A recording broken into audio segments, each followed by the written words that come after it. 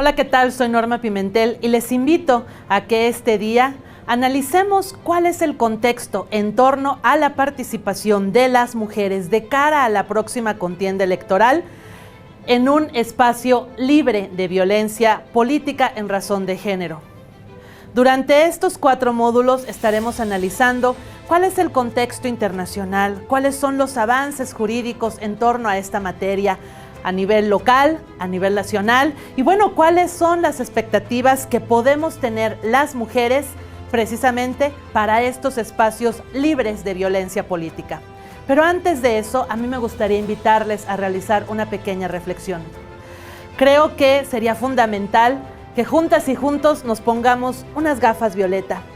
Estas gafas violeta que nos permiten observar el mundo desde otra realidad, que nos permiten identificando cuáles son nuestras diferencias, cuáles son estas líneas transversales, interseccionales, cuáles son estas características que de manera tradicional, cotidiana y tristemente sumamente normalizadas en nuestro país han generado que precisamente los espacios políticos sean tan agresivos para la participación de las mujeres.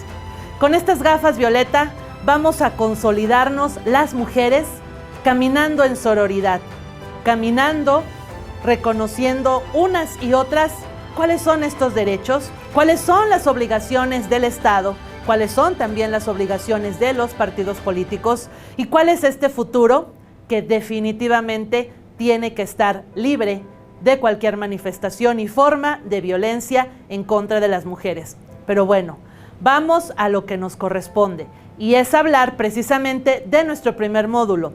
¿Qué es esto de la violencia política en razón de género contra las mujeres?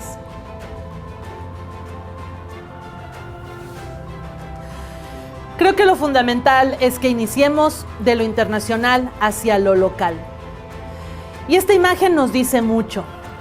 A nivel internacional, la Organización Internacional de Naciones Unidas ha dejado sumamente claro que es fundamental consolidar políticas públicas, transformar la legislación local, transformar las legislaciones en todos los países con miras a consolidar reformas legislativas y congresos que caminen en la paridad.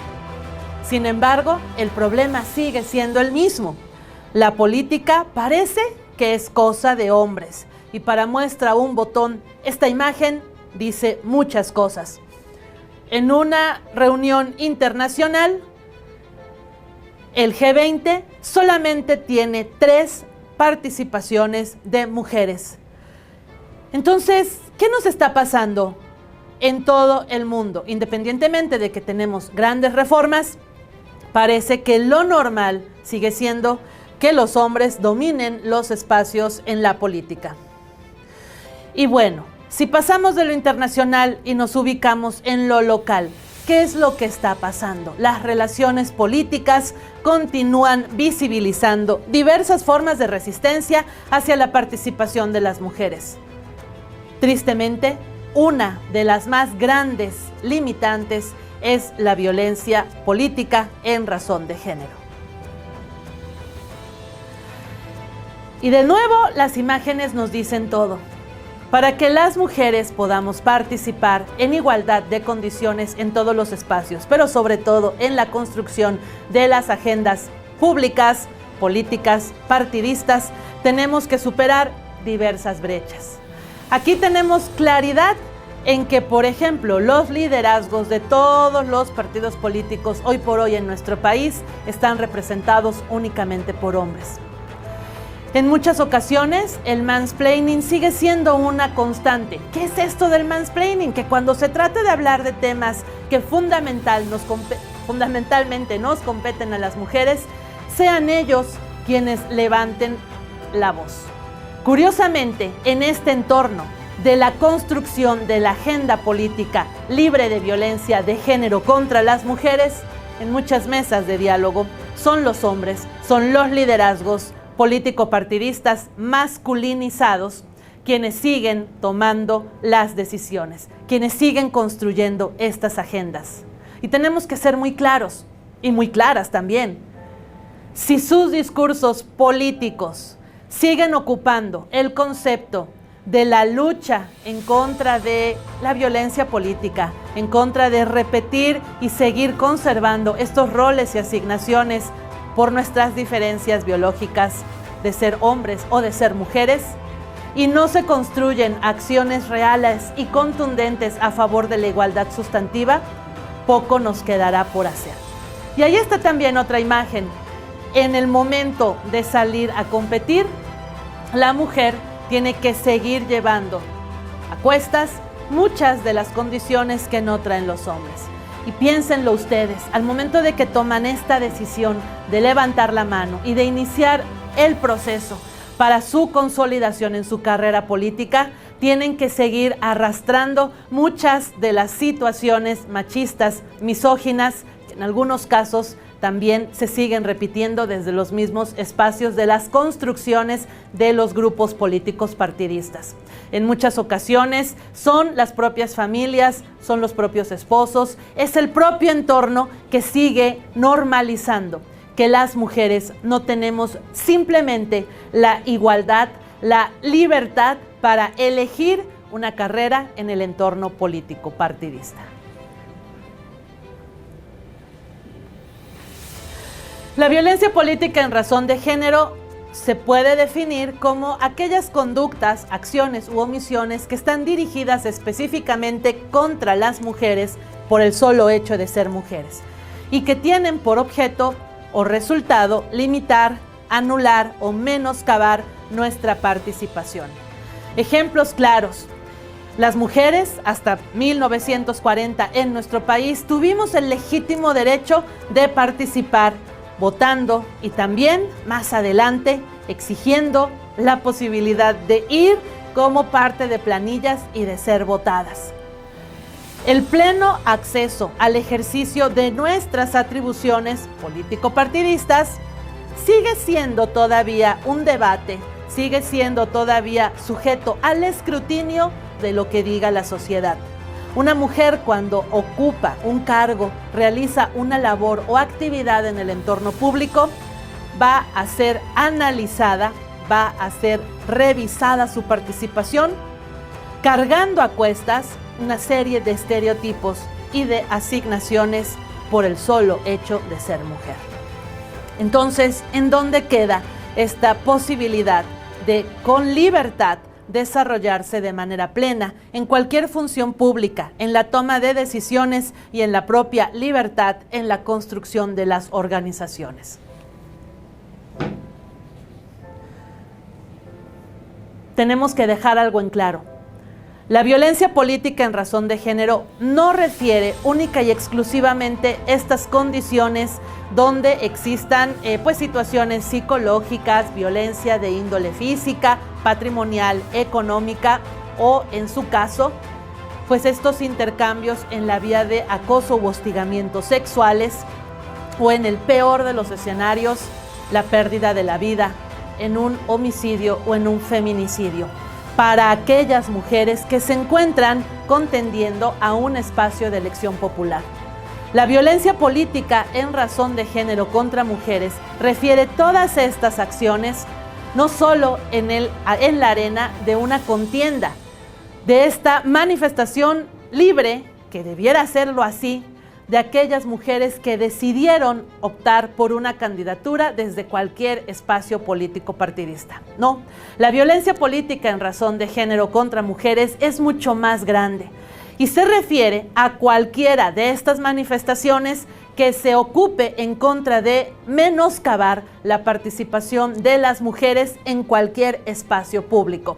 Y ya ahí vamos a observar cómo la legislación de cada una de nuestras entidades federativas es distinta y en algunos casos un poquito más avanzados, y ahí sí resaltar que Puebla ha ido avanzando precisamente en esta materia, han alcanzado a que ya la normatividad para esta vida libre de violencia en contra de las mujeres nos permite identificar que aún aquellas mujeres que realizan activismo social, que representan sociedad civil organizada, sean también consideradas estas mismas violencias como una manifestación de violencia política en razón de género, porque efectivamente No todo lo político es parte exclusiva de estas manifestaciones de violencia, sino también cualquier entorno público que menoscabe nuestra participación sin libertad y sin seguridad.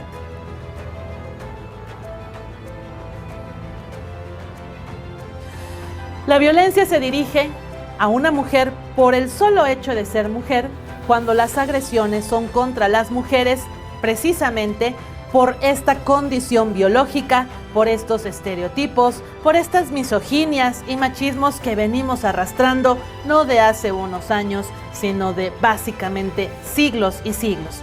Y estos actos se dirigen hacia lo que significa ser femenino y a estos roles que pues normalmente se nos han asignado.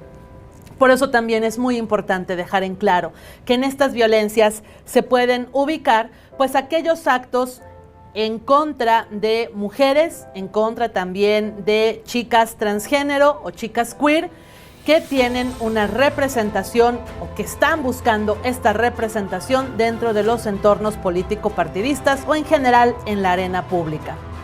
La violencia, para ser violencia de género, pues tiene un impacto diferenciado en nosotras, cuando las acciones u omisiones nos afectan de manera distinta a aquellas a las que les afectan a las mujeres por la sola condición de ser mujeres respecto de los hombres, aquellas que nos afectan de manera desproporcionada.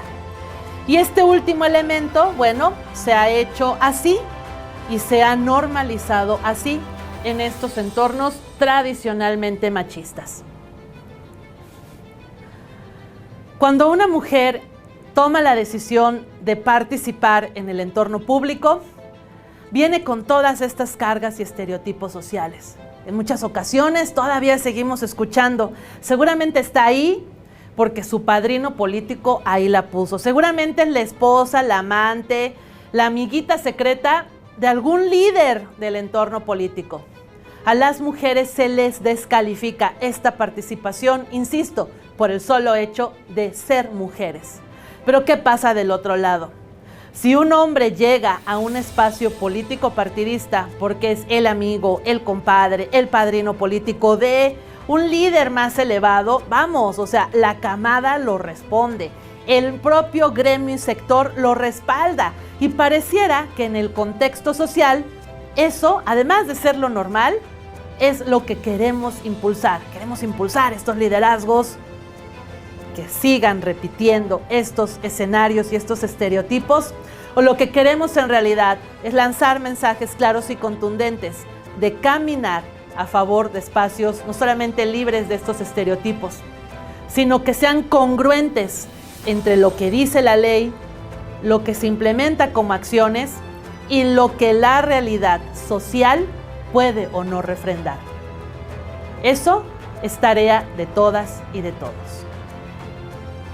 La violencia política en razón de género puede dirigirse a una o a varias mujeres que estén en estos entornos políticos, partidistas o vamos, en la arena pública, a sus familiares, a personas cercanas, a su grupo de trabajo, a su comunidad, a pues las personas que tienen una cercanía directa con ellas y que tal vez la agresión no la sufra directamente, en este caso una candidata, pero que lo sufra su equipo más cercano de trabajo o que lo sufran sus familiares. Estas violencias se pueden llegar a desarrollar básicamente en todos los entornos, en el entorno político, económico, social, cultural, tristemente también dentro de la propia familia, dentro de nuestro espacio habitacional, dentro de nuestro entorno doméstico, en nuestra comunidad, en nuestro propio partido político o institución política.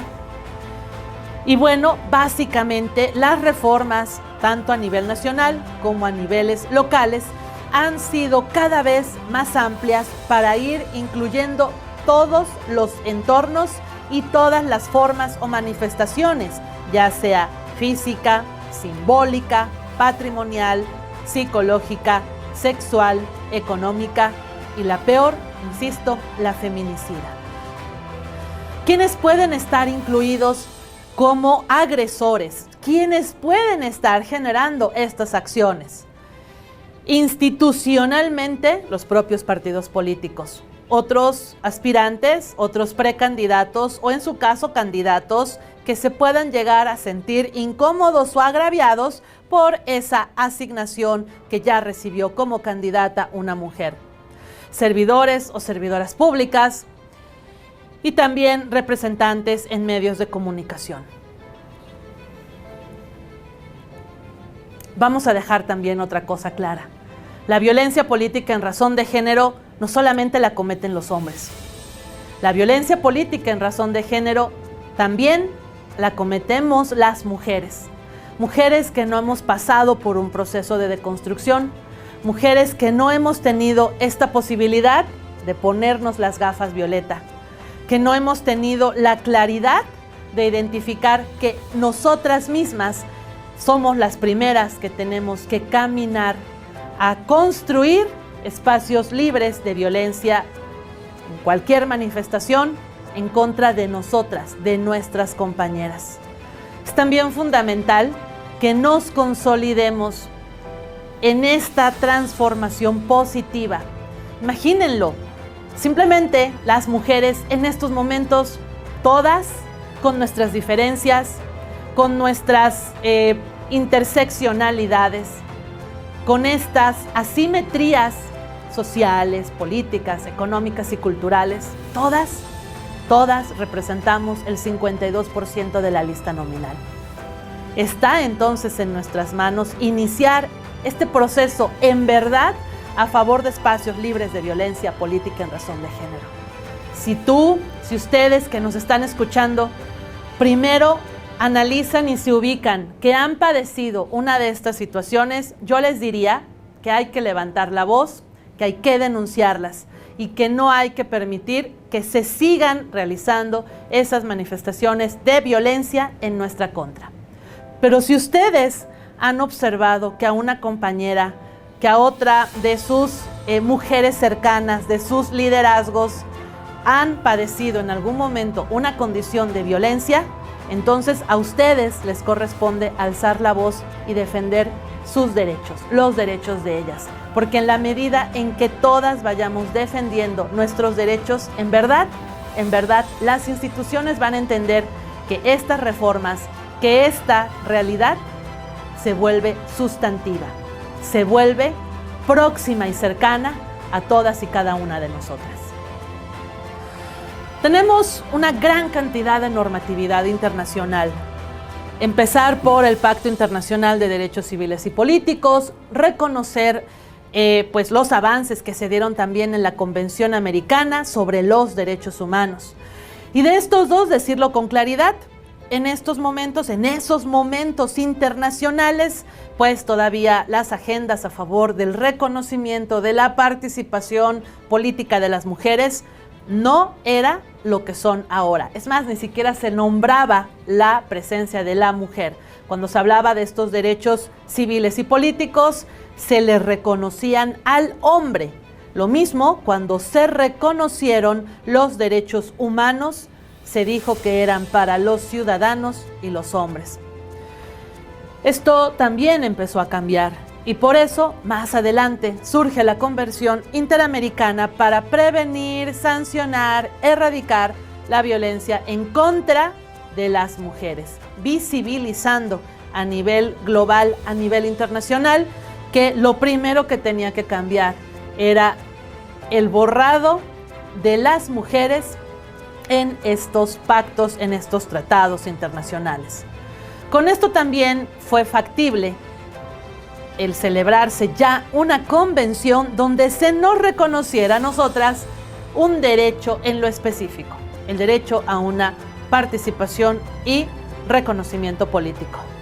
Y también a esto mencionar que no fue motivado pues por un cambio o una transformación natural en la sociedad, sino lo fue por los penosos y terribles acontecimientos, la manera en la que se les privó de su vida a las hermanas Mirabal, por el solo hecho de tener esta intención, esta convicción y también el acompañamiento de su contexto, de su comunidad, de su sociedad para una participación política. es en razón de ellas, es a razón de la pérdida de sus vidas, lo que nos obliga cada 25 de noviembre a nivel internacional a decir no más violencia política y cualquier otra violencia en cualquier manifestación en contra de las mujeres. Y bueno, pues más adelante ya un convenio, un tratado internacional donde se obliga a eliminar en cualquier ley, en cualquier política pública, en cualquier entorno, los escenarios de discriminación contra las mujeres. Pensemos que estos entornos de prevención, de discriminación, tratan de pues resarcir las diferencias, las desigualdades, las asimetrías entre mujeres y hombres. Y son un espacio de prevención efectiva a una manifestación de violencia. Cuando hablamos ya de la violencia, cuando hablamos ya de la acción por la cual se priva de la vida o por la cual se priva del ejercicio de un derecho, entonces ya llegamos tarde, porque significa que las acciones para prevenir la discriminación fallaron. En el ámbito internacional es importante también resaltar la participación de la Organización de los Estados Americanos, la OEA, en conjunción con la Organización de Naciones Unidas. Tenemos actualmente un modelo interamericano sobre una ley marco para prevenir la violencia política en contra de las mujeres. Y este modelo marco internacional que pues genera cierta vinculación y cierta responsabilidad a los países establece lo siguiente: el derecho de las mujeres a ser libres de todas las formas de violencia y discriminación en el ejercicio de sus derechos políticos. También el derecho a vivir libres de patrones estereotipados, de comportamientos, de prácticas sociales y culturales basadas en estos conceptos de inferioridad o de subordinación.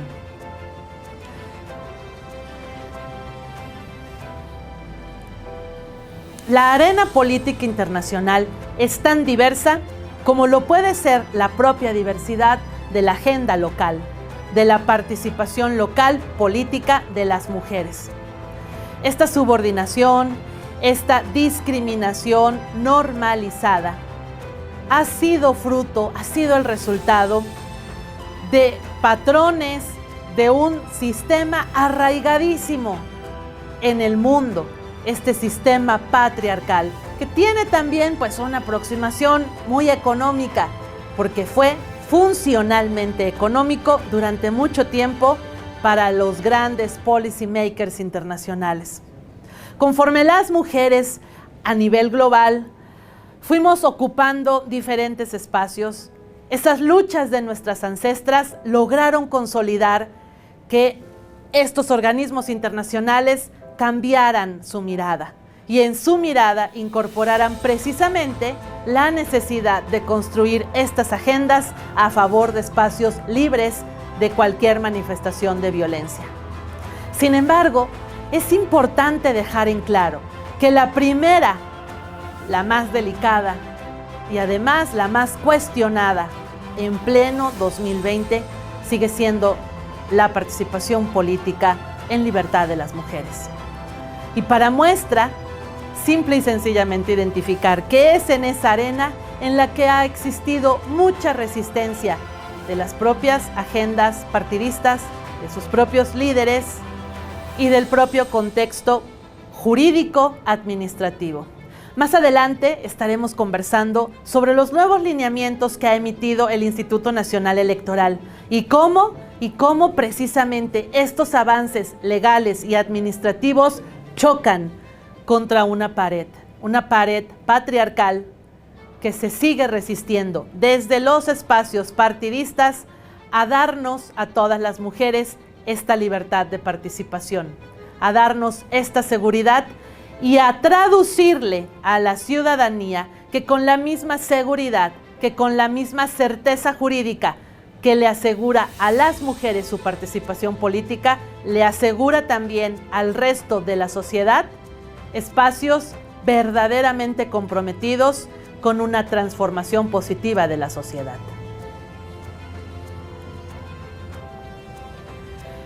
A nivel internacional, se ha tenido que ir desmitificando que básicamente la participación política de las mujeres era algo como de castigo en contra de los propios hombres.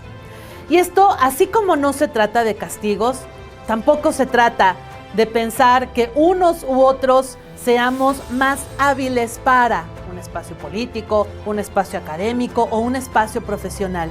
Es simple y sencillamente reconocer que hombres y mujeres tenemos absolutamente los mismos derechos para un desarrollo integral, en igualdad, con seguridad y eventualmente con esto, con rostros felices, con participantes, mujeres y hombres, conscientes del gran reto al que se encuentran llamados.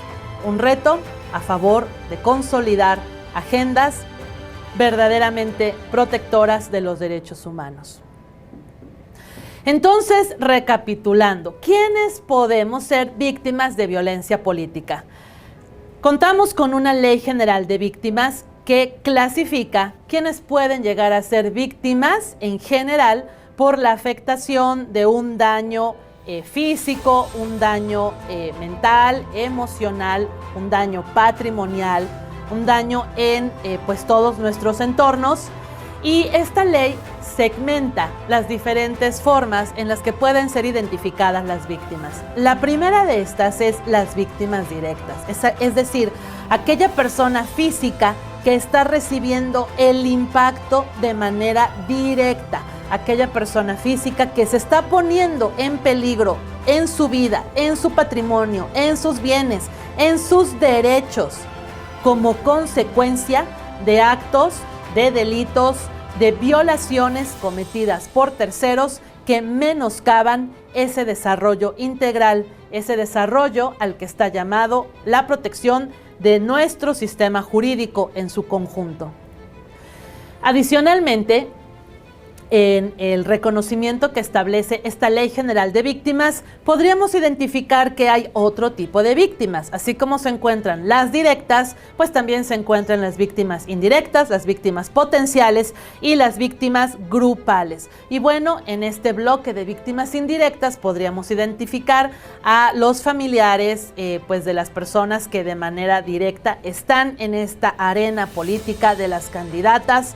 Y pues en su caso, esta afectación que le puede llegar a sufrir un familiar, el esposo, los hijos, los padres, pues imagínense cómo puede llegar a quitarle el interés o en su caso a modificar la propia participación que tiene esa mujer en el entorno político.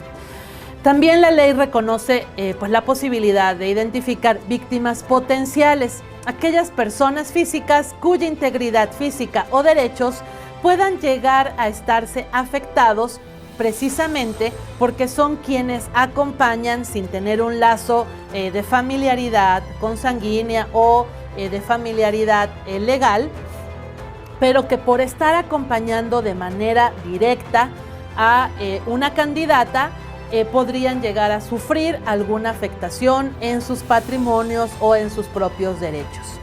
Y tenemos también este reconocimiento jurídico a las víctimas grupales, las comunidades o en su caso, las propias organizaciones civiles que estuviesen refrendando este acompañamiento a favor de alguna candidata.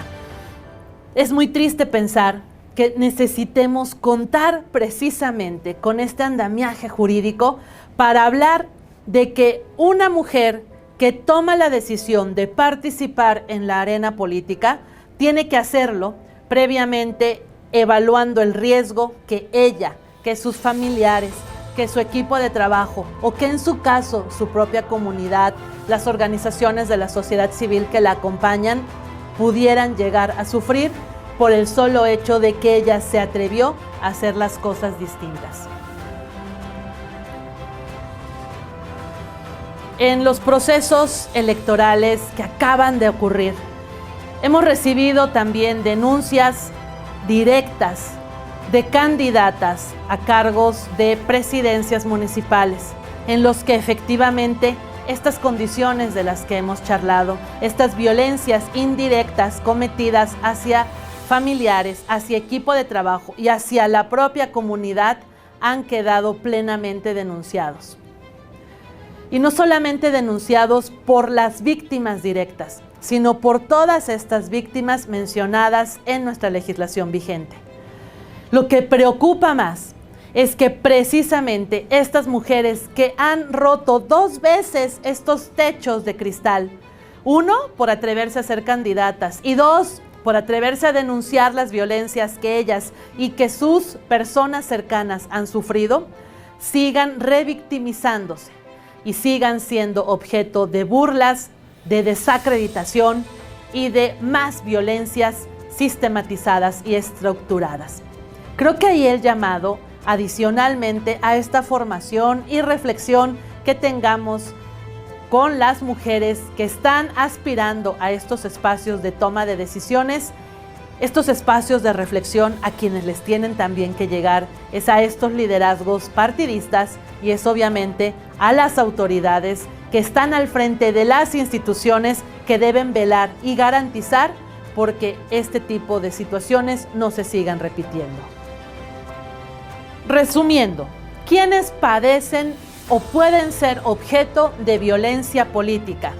Las mujeres cisgénero, las mujeres trans, las mujeres lesbianas que abiertamente deciden aspirar a un puesto de elección popular, que levantan la mano y se registran como precandidatas, que más adelante llegan a obtener la candidatura. También las mujeres que militan dentro de una fuerza política, aquellas que son designadas como funcionarias electorales, las que se encuentran ya en el ejercicio del cargo, las mujeres votantes, las observadoras que asisten al día de la jornada electoral, las mujeres que ya ganaron y aún teniendo la constancia que les dice que ellas ya tienen pues este reconocimiento como mujeres elegidas a un cargo, aún así tienen que seguir cuidando su contexto porque pueden sufrir violencia. Y bueno, sí, desafortunadamente ya en el momento de la ejecución del cargo, o como lo estábamos platicando minutos anteriores, pues las mujeres que deciden un espacio no de representación político-partidista, pero sí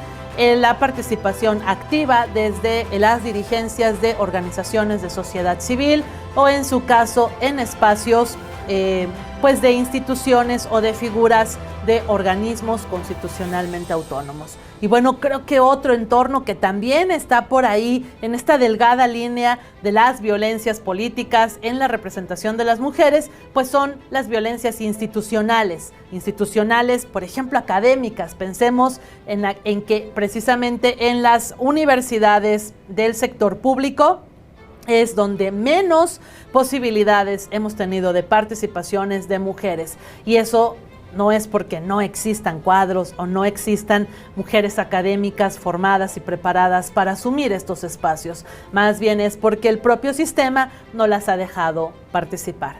Pero quiero que también reflexionemos en un punto. Esta imagen nos representa la realidad, una realidad en la que independientemente de nuestra edad, de nuestras preferencias sexuales, de nuestros gustos o preferencias también partidistas, del color de nuestra piel, de nuestra proximidad con un pueblo, formar parte de una comunidad indígena o en su caso, para aquellas mujeres que tienen algún tipo de discapacidad, ninguna de estas diferencias nos está eximiendo de esta realidad, la discriminación y la violencia. La Ley General para el Acceso a las Mujeres a una Vida Libre de Violencia reconoce quiénes pueden ser agresores. Y con eso también queremos dejar en claro que en el nivel jurídico en ningún lado dice que solamente los agresores sean hombres. Sin embargo, en la práctica, las denuncias que más representativamente se han realizado han sido precisamente de mujeres en contra de agresores masculinos. Eso resaltando que en nuestro país existe una terrible cifra negra del 97%, lo que significa que solo el 3% de aquellos actos que involucran la comisión de un delito llegan a ser denunciados. De conformidad con esta ley, agresor es toda persona que infrinja algún tipo de violencia contra las mujeres en cualquiera de sus tipos y modalidades.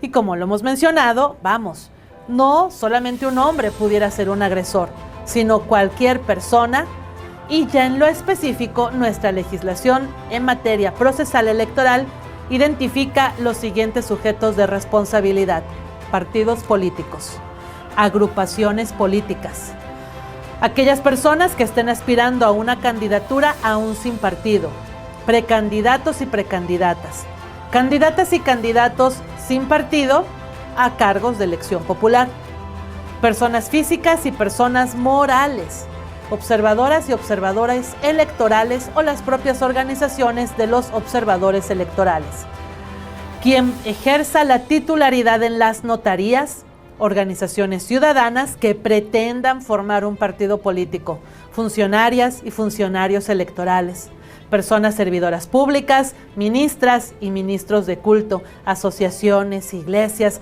agrupaciones de cualquier religión y demás sujetos obligados en los términos del Código de Procedimientos Electorales.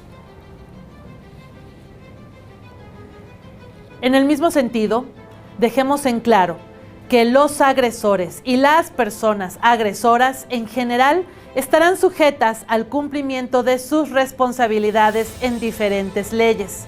Sin embargo, es fundamental que ante algún acto de violencia en cualquiera de sus manifestaciones se acuda a presentar ante las instancias correspondientes las denuncias. Pensemos de entrada, fiscalía especializada en delitos electorales, así como los propios organismos políticos electorales y las propias instituciones partidistas. Absolutamente todas las instituciones deben de conocer y también de garantizar estos espacios libres de violencia en contra de las mujeres. Hay grandes cambios y modificaciones a la legislación antes de 2020 y posteriores a nuestro año. Antes de este ejercicio, de este año que está corriendo, contábamos con un protocolo para atender la violencia política contra las mujeres. Este protocolo de atención es el resultado de un esfuerzo interinstitucional, desde CONAVIN, InMujeres, el propio Tribunal Electoral, las propias fiscalías y algunas instituciones político-partidistas. Se ha considerado entonces un referente en la actuación ciudadana e interinstitucional. Es también el resultado de un diseño y construcción donde participaron todas las instancias y autoridades, todas, insisto, con este objetivo claro de combatir cualquier manifestación de violencia política en razón de género en contra de las mujeres. Esto aportó conocimientos, experiencias y aportó también o fue más bien el resultado de la propia participación de la Suprema Corte de Justicia de la Nación, todas estas autoridades, todas estas organizaciones y sobre todo las vivencias, las experiencias de las mujeres que han tomado esta decisión de ser candidatas fue lo que permitió la existencia de este protocolo. Ahora, antes de este protocolo, o mejor dicho, durante la vida de este protocolo, las propias acciones ya a un nivel legislativo han permitido transitar a una nueva regulación con mayores dientes, con mayor fortaleza para garantizarnos a las mujeres estos espacios de participación política libres de violencia en nuestra contra. Sin embargo, tenemos que seguir resaltando que pese a toda esta normatividad, que pese a toda esta regulación, de poco pueden servir estos avances si nuestro contexto social, si nuestro entorno sigue plagado de estereotipos que marcan la desigualdad y la discriminación, con lo que se nos coloca en desventaja para acceder y ejercer estos derechos. Y en esto, la gran responsabilidad está sin duda en las propias instituciones político-partidistas. Queremos resaltar y dejarles acá dos resoluciones que han sido muy importantes, emitidas precisamente por la Suprema Corte de Justicia de la Nación. Una definiendo qué es este tema, hasta dónde se involucra la violencia política por razones de género en contra de las mujeres, dejando también sumamente clara la responsabilidad administrativa, la responsabilidad patrimonial, la responsabilidad constitucional de todas las autoridades electorales que deben construir este andamiaje normativo, reglamentario y sobre todo práctico para garantizarles a todas esta posibilidad de transitar antes, durante y posterior a una campaña sus derechos político-electorales. Y otra jurisprudencia en la que se dejó también en claro a partir de 2018, gracias a esta interpretación de la Suprema Corte de Justicia de la Nación, cuáles son estos elementos que deben estarse de manera concurrente verificando para que efectivamente las mujeres transitemos a espacios libres de violencia política. Contar de entrada con un marco jurídico en el que se reconozcan nuestros derechos políticos electorales y aquellos también derechos que se adquieren una vez que se obtuvo esta decisión común, esta decisión por parte de la ciudadanía y se ha obtenido ya la elección consumada. También contar con estas atribuciones, con esta estructura administrativa para que el Estado que de por sí es así como un ente intangible, es muy difícil de pronto observarlo ya con rostro, precisamente nos permita a través de las designaciones de personal, a través de la propia identificación de todos aquellos agentes públicos, para que su responsabilidad permita su participación, permita estos espacios libres de violencia. Y en esto es algo muy interesante a resaltar, que la propia decisión de la Suprema Corte de Justicia de la Nación haya involucrado la participación de los medios de comunicación y sus integrantes, con el objetivo de garantizar contiendas libres de estereotipos, contiendas mucho más equilibradas y contiendas ajenas o lejanas a estas malas prácticas, como por ejemplo las fake news. Es también importante esta resolución porque reconoce esas violencias simbólicas, esas violencias en manifestaciones verbales, esas limitaciones, por ejemplo, al ejercicio de las prerrogativas, que van a colocar en situación de desventaja a aquellas candidatas que no cuenten con los recursos elementales para salir y dar la batalla. Y las otras, las que ya no debieran seguirse silenciando y normalizando en nuestro país, aquellas violencias sexuales, aquellas violencias físicas y sobre todo aquellas en las que las mujeres, por el solo hecho de manifestar esta intención de participar en la vida político-electoral, han llegado a perder la vida. Es también interesante que en esta resolución queda completamente reconocido que la violencia política en razón de género se basa en nuestras diferencias, en nuestra expresión sexogenérica y por lo tanto tiene un trato diferenciado, tiene un impacto desproporcional en la relación que se da en los entornos, en los procesos electorales, del trato hacia el hombre y del trato hacia las mujeres. Actualmente se ha logrado consolidar un gran bloque de reformas en materia de nuestra legislación federal, una ley de acceso a las mujeres a una vida libre de violencia que incorpora la modalidad y reconoce por primera vez la violencia política en razón de género. Aunque sabemos que desde 1940 hasta la fecha, en cada una de las contiendas político-electorales ha existido ya la participación de las mujeres por primera vez en los procesos de cara a 2021, la legislación ya también lo reconoce.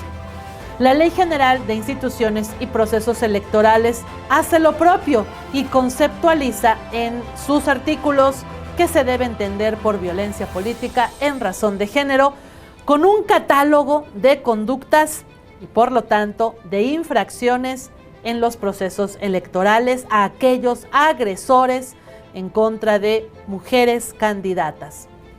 La Ley General del Sistema de Medios de Impugnación en materia electoral también incorpora con este objetivo de garantizar la tutela efectiva de los derechos políticos de las mujeres, un juicio para la protección de nuestros derechos políticos.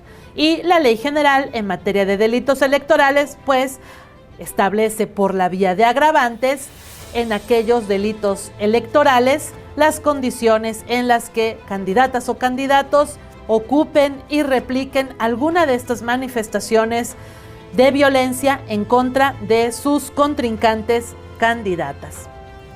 Sumado a lo anterior, contamos también con una Ley General de Partidos Políticos que establece la obligación clara de que todos los partidos políticos deben garantizar la prevención, atención y sanción de la violencia política en razón de género. ¿Y cómo se hace esto? Bueno, precisamente a través de estos cursos, a través de esta asignación presupuestal en la que se le garantice a todas las candidatas que tienen este conocimiento elemental de nuestra normatividad vigente.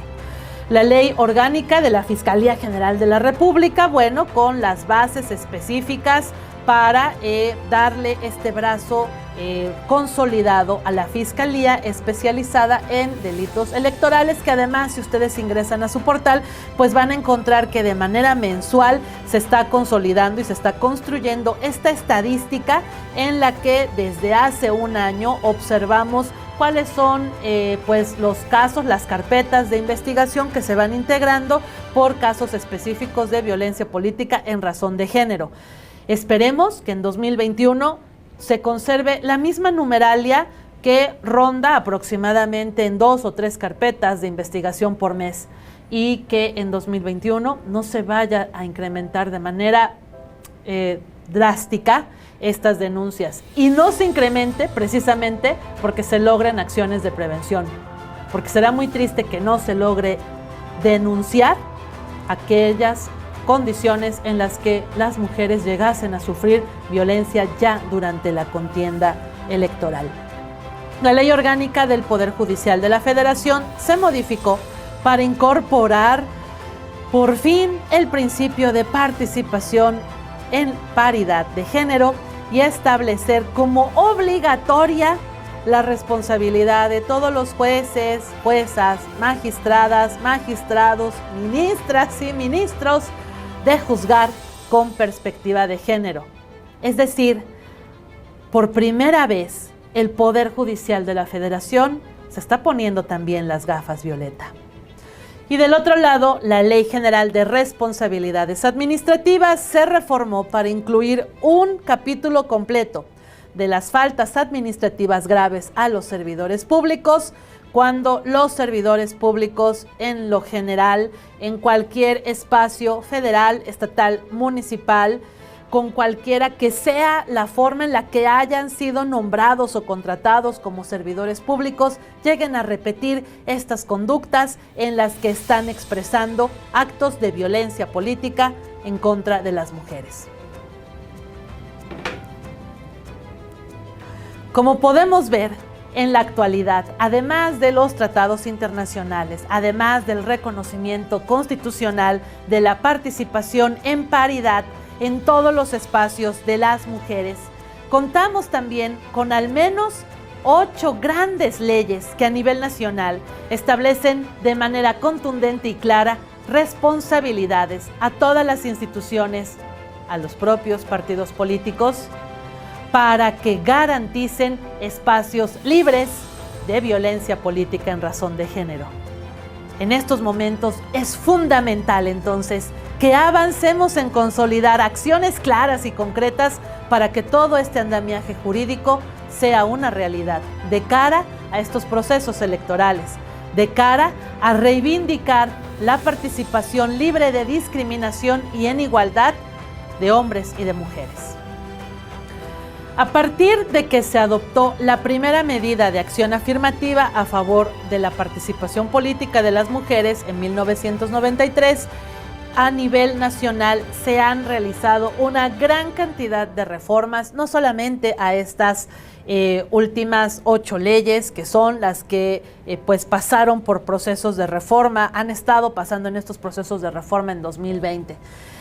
Desde el 1993 hasta la fecha se han ido incorporando algunos conceptos, algunos criterios con el objetivo de avanzar a favor de estos espacios libres de discriminación.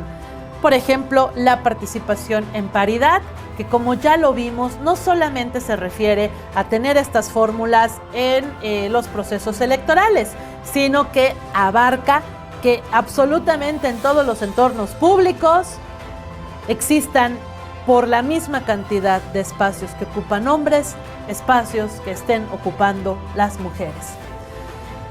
Simplemente lograr esta homologación al concepto de violencia política en razón de género, en verdad que ha sido uno de los grandes resultados gracias a los procesos, insisto, de reformas a nivel nacional y a nivel local. Lograr también esta obligación para que todos los partidos políticos garanticen la prevención, la atención y la sanción de la violencia política en razón de género hacia el seno de sus integrantes. Estos tres grandes temas van encaminados a que las mujeres, en verdad, nos sintamos libres de procesos de discriminación. ¿Qué es esto de acciones afirmativas? Bueno, pues hablar de que una acción afirmativa es básicamente una política pública temporal y que está temporalmente reconocida por el sistema jurídico hasta que las condiciones sean efectivamente superadas. Algún día no necesitaremos de una ley para una vida libre de violencia de las mujeres. Algún día no necesitaremos de protocolos para garantizarnos procesos electorales libres de violencia política contra las mujeres. Pero en lo que llegamos a esos días, tener claridad de que efectivamente existen estas acciones afirmativas que tienen por objetivo en lo general la no discriminación de la participación política, pública, gubernamental de las mujeres.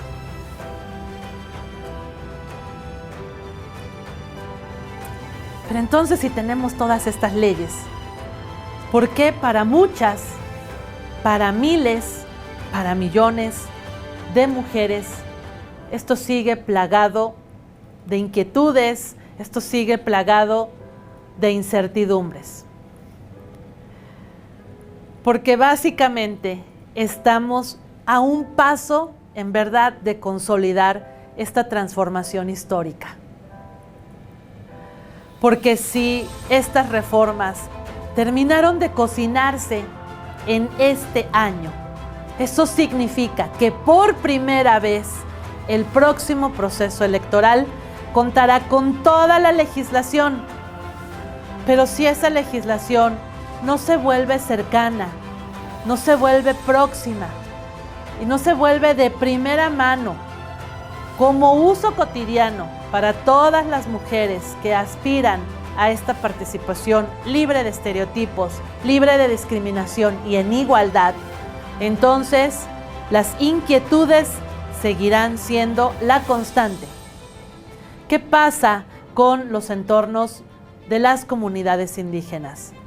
¿Cómo vamos a llegar hasta esos espacios en los que esta posibilidad de acceder a la información gracias al uso de la tecnología de la información ni siquiera les llega porque no tienen conectividad, porque no tienen la facilidad de un equipo de acceso a internet y no tienen ni siquiera el conocimiento de que estas reformas se han alcanzado. Insisto, tenemos que trabajar de la mano, ustedes, nosotras y los liderazgos de sus partidos, con el objetivo de que esta información le llegue a aquellas personas que tanto lo van a necesitar. Esa también va a ser nuestra responsabilidad. La Ley General de Partidos Políticos y la Ley General de Procedimientos e Instituciones Electorales ha incorporado, como ya lo hemos comentado, el principio de participación en paridad de género, misma que la podemos resumir de la siguiente forma. Le exige a los partidos políticos que las candidaturas a los cargos legislativos, locales y federales sean por un hombre, una mujer. Y no solo eso, que en sus fórmulas siempre se acompañe el mismo sexo. Es decir, si la persona que va como propietario es hombre o es mujer, entonces la suplente o el suplente sea en el mismo sexo. En el caso de que estuviésemos hablando de la construcción de una candidatura para una presidencia municipal, tendríamos que aplicar la misma fórmula para todo el equipo que se va a someter a esta decisión de la ciudadanía. Ahora, este principio de participación en paridad involucra cualquiera de los espacios candidateables, no solamente las presidencias municipales, las diputaciones, las senadurías, también los cargos a las gubernaturas. Los partidos políticos, entonces, tienen esta gran responsabilidad de hacer públicos los criterios que al seno de sus espacios, de sus propios consejos, emitieron para garantizar la participación en paridad de género, los cuales deberán ser siempre objetivos y asegurar estas condiciones de igualdad entre mujeres y hombres. Aquí hay todavía mucho trabajo pendiente, porque es precisamente la transparencia, la rendición de cuentas, las herramientas que nos van a permitir evaluar, pasado el proceso electoral que estamos viviendo, que efectivamente todos los partidos políticos hayan aplicado estos criterios para garantizar no solamente la participación, sino los mejores espacios de participación para sus mujeres. Por otro lado, también se hizo una modificación para que el financiamiento federal se incrementara y pasara del 2 al 3%, y con esto se asignarán recursos para la capacitación, promoción y desarrollo del liderazgo político de las mujeres. Pero esa creo que es todavía otra historia, porque pasar del 2 al 3% no garantiza que efectivamente se puedan consolidar estos liderazgos políticos para todas las mujeres que tienen este legítimo interés a la participación. Entre otros temas es la responsabilidad que debe existir por parte de las autoridades electorales de estar verificando el cumplimiento de estas reglas y el cumplimiento sobre todo en los próximos momentos, los registros, estos registros de las precandidaturas o ya de las candidaturas en los que no se deben sobrepasar las reglas de paridad. ¿Y qué creen? Estas reglas de paridad en las que todavía algunos partidos políticos quieren seguir insistiendo en colocar más participación de hombres que de mujeres, pese a todas estas reformas. Una autoridad que es fundamental que resaltemos su participación es de la Fiscalía Especializada en la atención de estos delitos electorales. La FEPADE ha definido como violencia política en razón de género cualquier tipo de violencia en términos de ley contra una mujer que afecten el ejercicio de sus derechos político-electorales o en su caso ya el desempeño de su cargo público. Y nos deja claras cuáles son esas 6 acciones en las que definitivamente nos encontramos ante delitos electorales en materia de violencia política en razón de género. Pero todavía en estos momentos, pese a todas estas reformas, pese a toda esta claridad legal e participación de instituciones, de muchas instituciones, siguen existiendo algunas dificultades.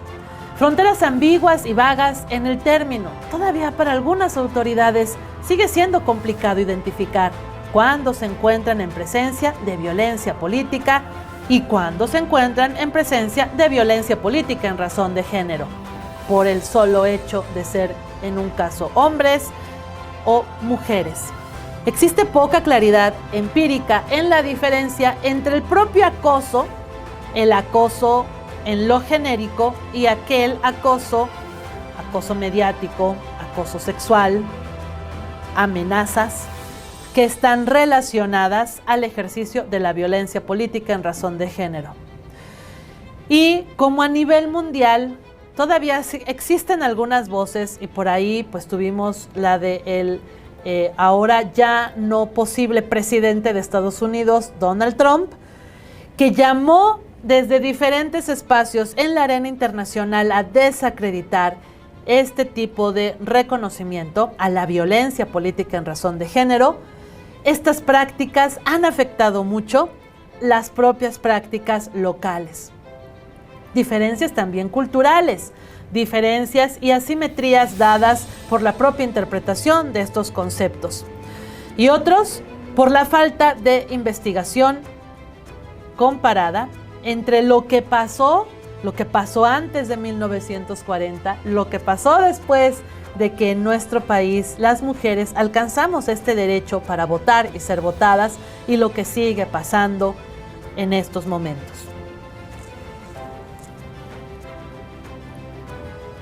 Uno de estos ejemplos lo tenemos en el caso de Puebla. Han sido muy claras las manifestaciones, las denuncias que se han estado presentando por parte de legisladoras del partido Morena por las acciones que diputados en ejercicio de pues su espacio político pues han estado de manera constante, de manera agresiva, manifestándoles en pleno espacio político, en el espacio ahora virtual, porque ahí se están desarrollando las actividades del Congreso de nuestro estado. Y lo desafortunado es que pese a las denuncias presentadas por varias legisladoras, estas denuncias fueron desacreditadas por el propio Tribunal Electoral. Y lo peligroso es que el tribunal se atrevió a decir que este diputado, esas manifestaciones altisonantes, las estaba realizando en el pleno ejercicio de su derecho parlamentario. Esas son las dificultades a las que todavía nos enfrentamos. ¿Cuáles son los tipos de violencia de género? La psicológica, la física, la patrimonial, la económica, la sexual, la feminicida, la simbólica, la cibernética, la obstétrica. Recientemente incorporado, por ejemplo, en el caso de la legislación de Puebla, la violencia en el noviazgo, la violencia unida a la manifestación del amor romántico. Todas estas manifestaciones de violencia, todas se concentran en la violencia política, porque la violencia que ocurre en el entorno electoral, en el entorno político, en el proceso, como nos encontramos en estos momentos, electoral, puede ser la suma, el resultado de algunas o de todas las manifestaciones, con el objetivo de limitar, desacreditar o, en su caso, hasta perder la vida de aquellas mujeres que decidieron hacer uso de su voz y de manifestar su interés de participación. ¿Qué tenemos que enfrentar y qué tenemos que resolver? La presión de los partidos políticos para que no se registre a las mujeres a un incumplimiento de lo que establece la ley. La violencia física manifestada en golpes, en secuestros, en agresiones en contra de mujeres, mujeres indígenas, mujeres diversas, en contra de ellas o de sus familias. La resistencia que puede existir también hacia el seno de los liderazgos partidistas para impulsar la carrera de mujeres en igualdad de condiciones.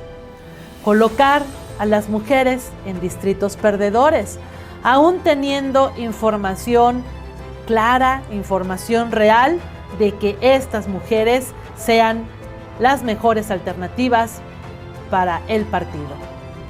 Si bien parece que nuestra legislación ya se reformó, todavía existen por ahí pues nuevas Juanitas, nuevas formas de presionar a que las mujeres, una vez que ya obtuvieron su constancia de mayoría, tengan que ceder el espacio a favor de un hombre.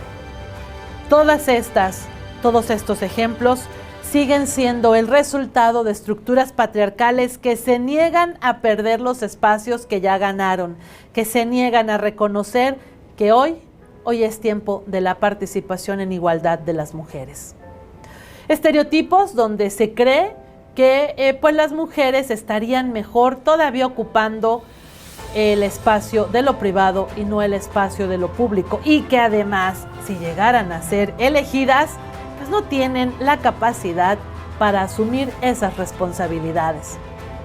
Cuestionamientos, dudas, escrutinios innecesarios en los que se sigue pensando que las mujeres no tenemos la capacidad de gestionarnos y de gestionar los espacios públicos.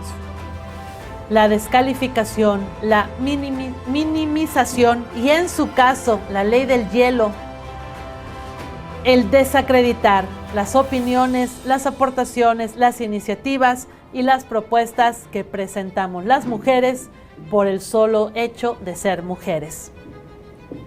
Obstaculizar el ejercicio del espacio político por no otorgar los recursos que por ley les corresponden a las candidatas a ejercer. Aquellos espacios en los que se sigue creyendo que la meritocracia, pero no la meritocracia en base al desempeño profesional, social, al liderazgo probado de las mujeres, no, sino aquella meritocracia proveniente de la sumisión, su relación con proximidad, con una familia o un liderazgo que ocupa el poder. Es eso lo que las hace sujetas de asumir un espacio como precandidatas o como candidatas. Y bueno, la violencia manifestándose de forma física, simbólica o a través del acoso político. Todas estas manifestaciones hoy reconocidas por nuestras leyes.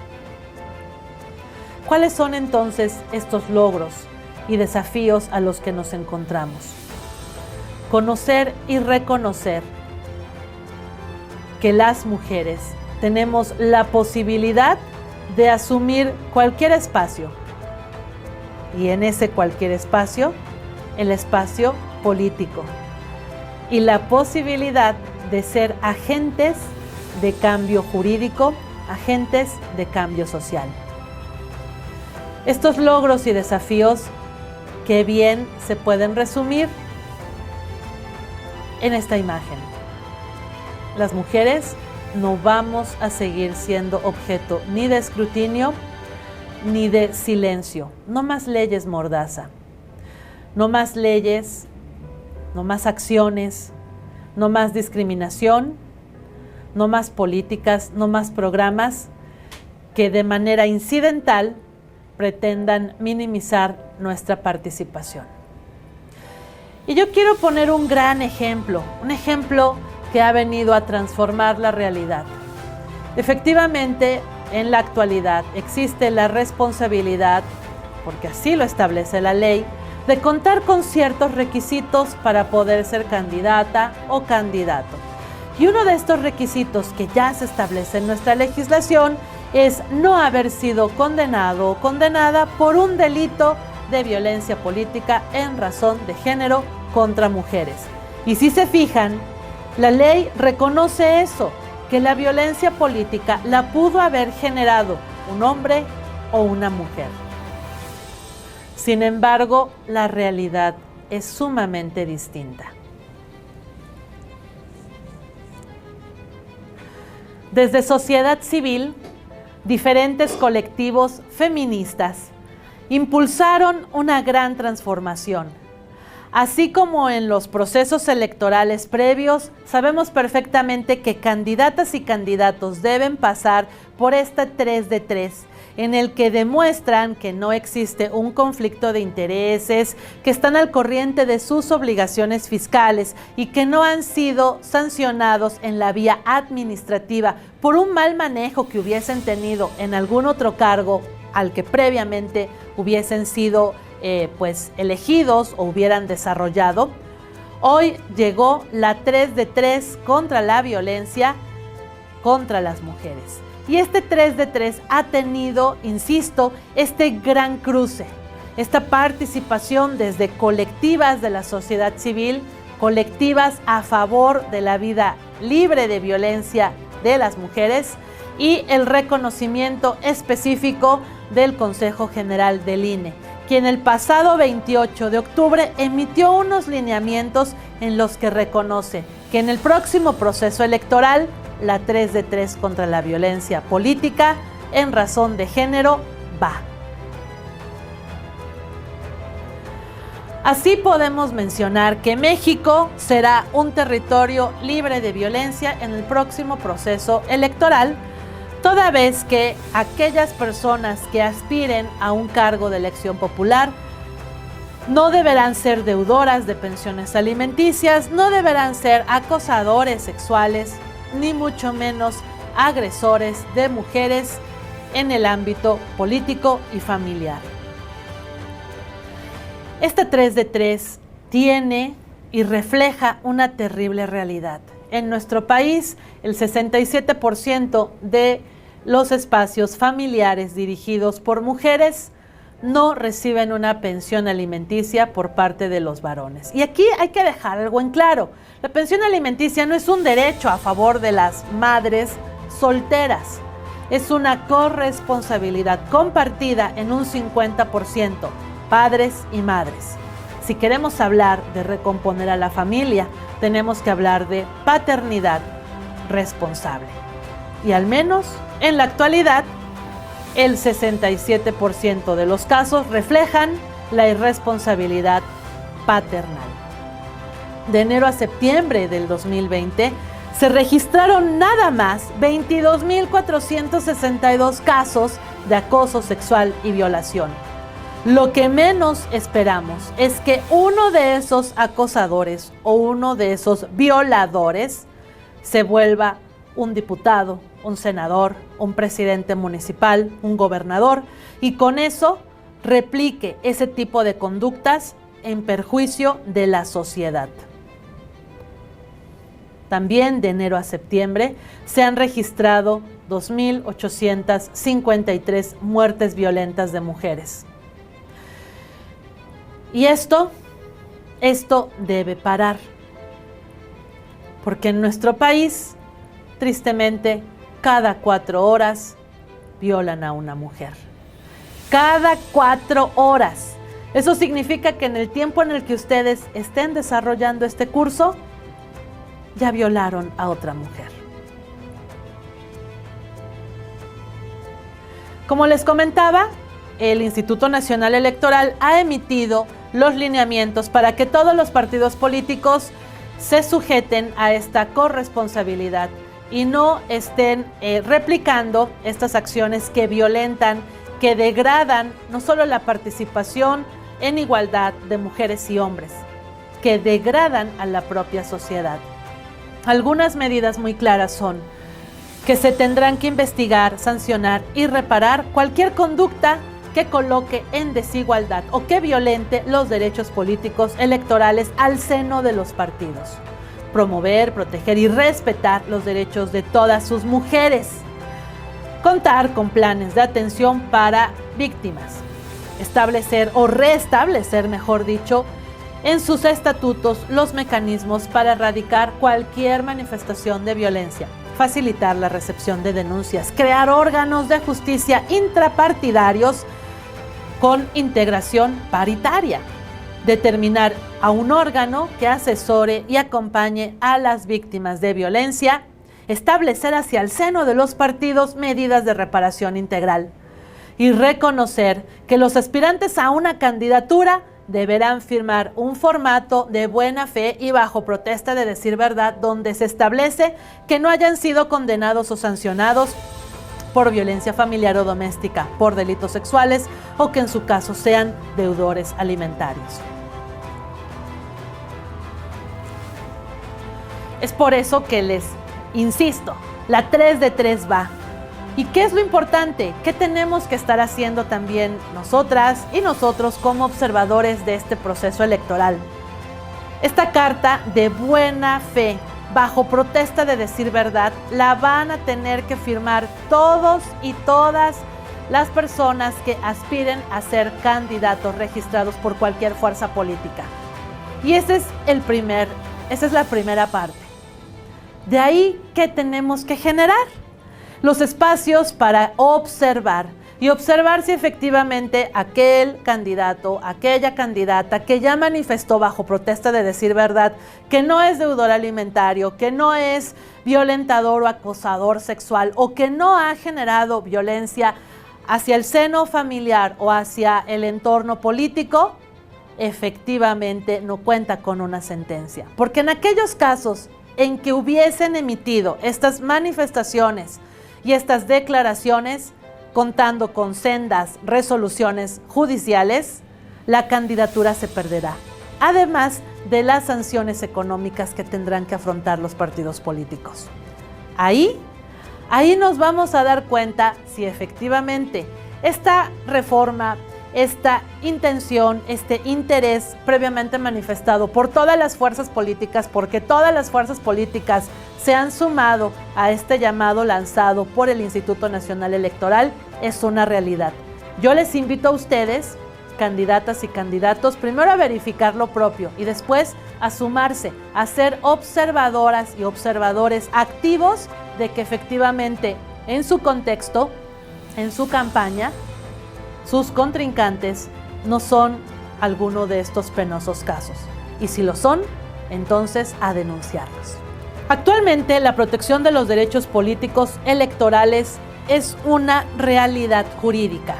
Está plasmado, como ya lo vimos, en nuestras leyes y está reconocido también por autoridades.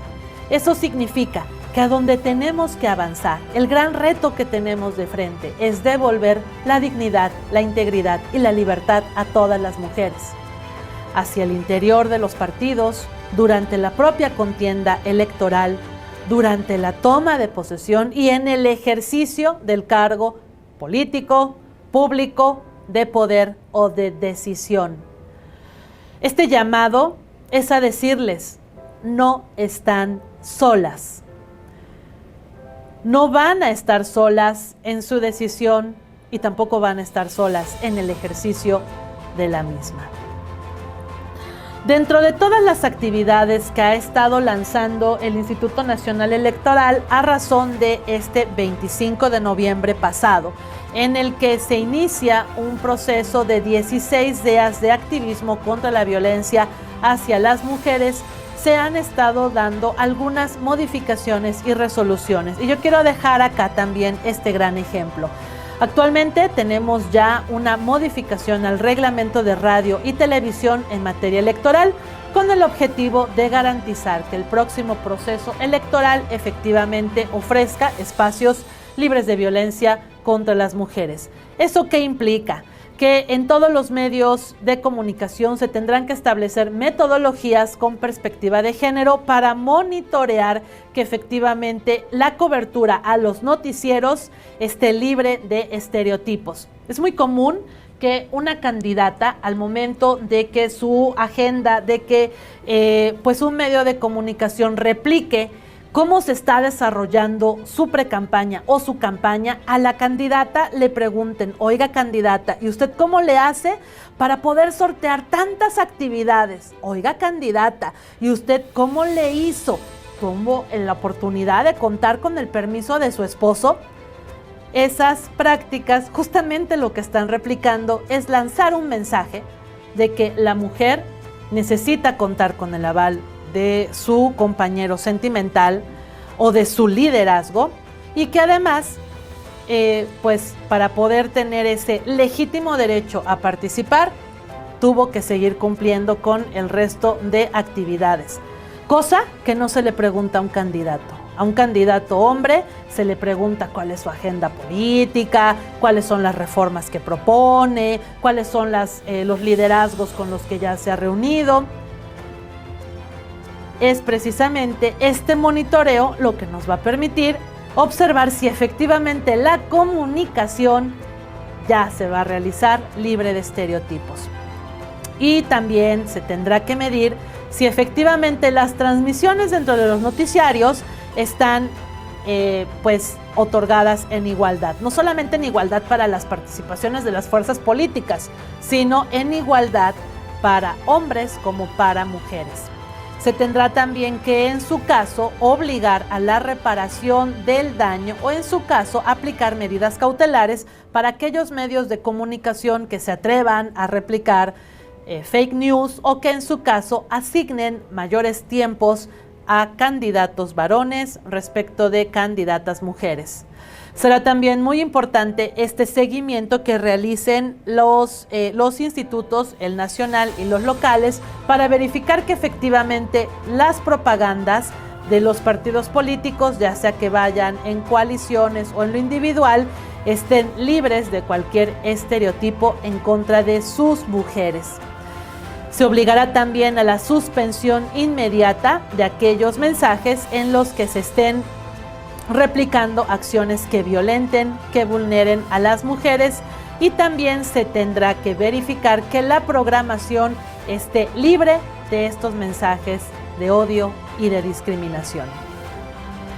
Durante estos 16 días de activismo que arrancaron el pasado 25 de noviembre, el Consejo General del Instituto Nacional Electoral emite lineamientos generales para todos los noticieros que durante este proceso electoral 2020-2021 tendrán que garantizar una cobertura a favor de la igualdad sustantiva, libre de estereotipos, con un exhorto claro y contundente a que la información que se comparta esté libre de estas asignaciones tradicionales de roles, de estereotipos o de cualquier réplica a la discriminación en contra de la participación de las mujeres en la arena política, a ocupar un lenguaje incluyente y no sexista, a no hipersexualizar o sexualizar simplemente la participación de las mujeres candidatas, a evitar cualquier conducta que violente a sus mujeres candidatas, a generar también estrategias de capacitación en igualdad de género para aquellos profesionales de la comunicación, porque al final de cuentas ellos y ellas son precisamente las voces por la igualdad, las voces a favor de una campaña libre de violencia política. Y a construir también los filtros necesarios para que la información que van a difundir sea veraz, esté libre de distorsión, de manipulación, evitando cualquier réplica a noticias falsas. Ante esto es importante mencionar, la igualdad sustantiva será este verdadero cruce entre el andamiaje jurídico y las acciones que en la práctica se lleguen a desarrollar. Es peligroso porque toda esta creación de lineamientos y de normatividad va a requerir forzosamente de observación de parte de la sociedad civil y de la ciudadanía para estar denunciando si en su caso los medios de comunicación no replican estos lineamientos. Por eso es muy importante el papel que tiene esta Fiscalía Especializada para la Atención de los Delitos Electorales.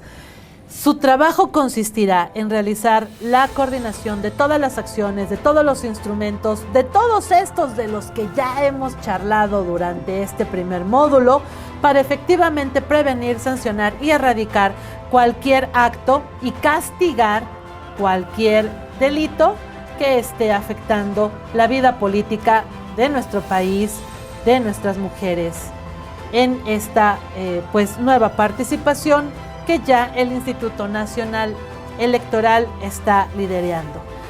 Adicionalmente a eso, al INE le corresponde una gran labor para acordar, para gestionar con cada una de las instancias locales en las que se vivirá este proceso electoral, que sus OPLES generen esta homologación a todos los principios generales emitidos para que efectivamente la aplicación de este principio constitucional de participación en paridad sea una realidad. Y vamos aquí a un tema muy interesante que seguramente ustedes también ya lo tienen muy claro. El próximo proceso permitirá la renovación de 15 gubernaturas, y de esas 15 gubernaturas se emitieron por parte del Instituto Nacional Electoral los criterios en los cuales se le obliga a los partidos políticos a postular al menos 7 mujeres. Es decir, de estos 15 espacios, al menos 7 espacios tendrán que estar postulándose las mujeres, lo cual también obligará a realizar responsabilidades por parte de los partidos locales, porque sabemos perfectamente que estas fórmulas van cambiando derivado de si el partido tiene un registro nacional o solamente cuenta con un registro a nivel local. Y también en estas regulaciones a los partidos de nuevas creaciones locales les queda también la postulación preferentemente a mujeres, toda vez que las fórmulas, como bien sabemos, deben de estar relacionadas a que estos 7 perfiles de mujeres se lleven a los mejores espacios, a los espacios en los que los partidos políticos en la campaña, en el proceso electoral anterior, tuvieron sus mejores resultados. Situación que si se trata de un partido de nueva creación, pues no tendría un referente. Otro punto fundamental a resaltar es esta interseccionalidad que hemos mencionado. Las mujeres, en la medida en la que sujetas de estos derechos político-electorales, en la medida en la que decidimos iniciar abiertamente un espacio de toma de decisiones público, social o partidista, vamos a estar sujetas a diferentes escrutinios. Pero sí es complejo para las mujeres en espacios ciudadanos, es también doblemente o hay veces triple o cuádruple más complicado para aquellas mujeres originarias de comunidades indígenas. Estas comunidades con las que tenemos una deuda histórica, una deuda que necesitamos saldar. Que este marco normativo vigente reconoce con agravantes en el caso de estos delitos que estén vulnerando la participación de las mujeres indígenas. Pero es, como yo ya se los había comentado, tan importante que sean ellas las que conozcan sobre estas reformas. Porque si a ellas no les aproximamos el conocimiento, las instituciones, los protocolos, las metodologías, y les facilitamos la posibilidad de denunciar este tipo de situaciones, no vamos a garantizar un trance a esta igualdad sustantiva libre de violencia de género. Para concluir este primer módulo, necesitamos replantearnos entonces de qué hemos estado charlando. Hemos podido identificar cuál es el escenario jurídico en torno a la participación política de las mujeres libres de violencia. Hemos podido también identificar los escenarios fundamentales con la participación de mano de los partidos políticos y de las instituciones en nuestro país para garantizar este cruce de lo legal a lo real, a lo palpable, a lo sustantivo.